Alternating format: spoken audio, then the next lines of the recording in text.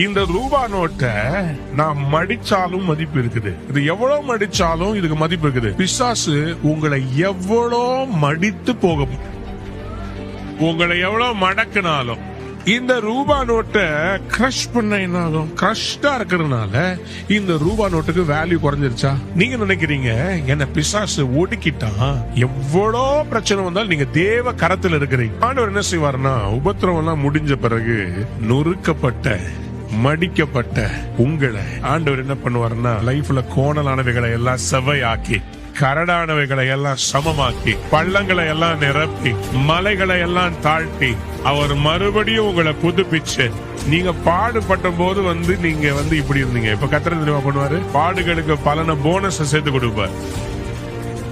முன்னாடி கிரஷ்டா இருந்த நீங்க இப்ப எப்படி மாறுவீங்க தெரியுமா? ஃப்ரெஷ்ஷா மாறிடுவீங்க. இங்க பாருங்க, கிரஷ்ட ஃப்ரெஷ்ஷா மாத்துறதுக்கு ஆண்டவரால முடியும். இது என்ன தெரியுமா? மறுரூபம். இதுக்கு பேர் என்னங்க? இதுக்கு பேர் அற்புதம்.